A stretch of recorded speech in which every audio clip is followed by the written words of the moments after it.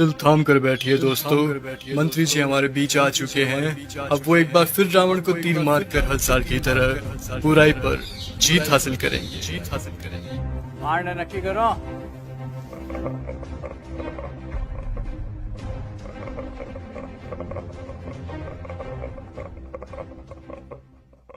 तू मारेगा मुझे?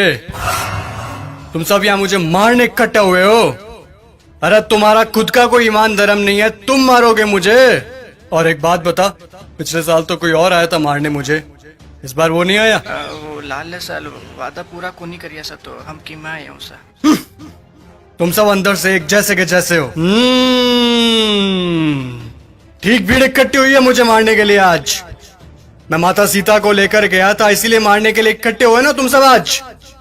हाँ, मैं मानता हूं मेरी गलती, लेकिन माता सीता को किसी कारागृह में नहीं, सबसे उत्तम वाटिका थी उसमें रखा था मैंने।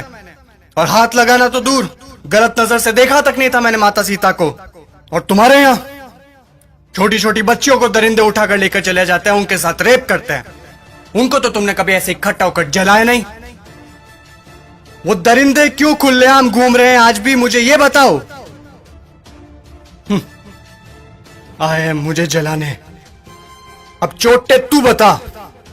मैं तो सभी वेद और ग्रंथों का ज्ञाता हूं। तूने कौन सी वेद ग्रंथ या पुस्तक पढ़ी है, मुझे ये बता।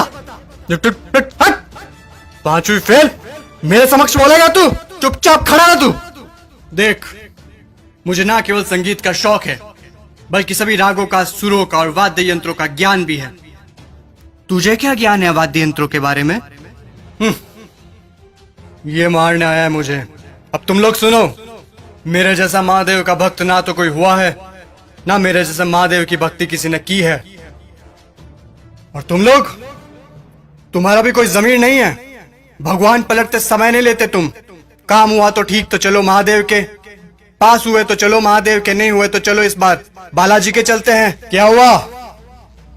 गुस्सा आ रहा है मेरे ऊपर? तुम लोग मेरे बारे में क्या सोचते हो मुझे कुछ फर्क नहीं पड़ता, लेकिन एक बात कान खोल के सुन लो, मैं चाहे कैसा भी हूं, लेकिन तुम्हारी इस मंत्री जैसा कदापि नहीं हूं मैं। मेरे राजपाट में जनता प्रसन्न रहती थी, खुश रखता था मैं उन्हें।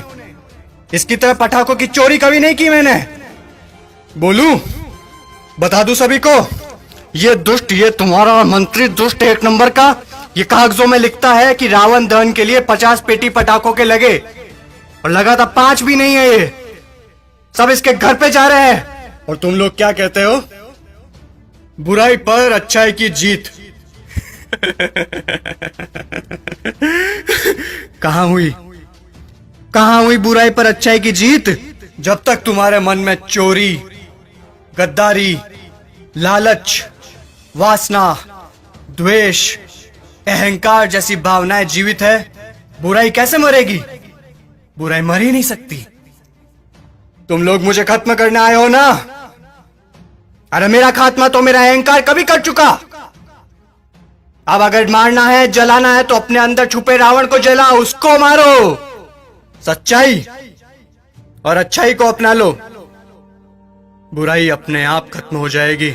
और अगर तुम मुझे जलाने के उद्देश्य से ही आए हो, तो मैं तुम्हें बता दूं कि सिर्फ छोटे बच्चे ही आज की तारीख में मुझे जला सकते हैं, क्योंकि उनके अंदर चोरी, गद्दारी, लालच, घृणा, वासना, द्वेष, अहंकार जैसी भावनाएं नहीं है।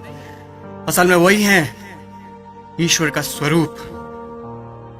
ए लड़के, लगा दे आग फिर से, जला दे। अगले साल फिर आऊंगा मैं जलने के लिए, लेकिन अगले साल मैं देखूंगा कि आप लोगों ने अपने अंदर के रावण जलाए या नहीं। खुश हैं अभी आप सब? एक बार फिर से आपका रावण जल रहा है।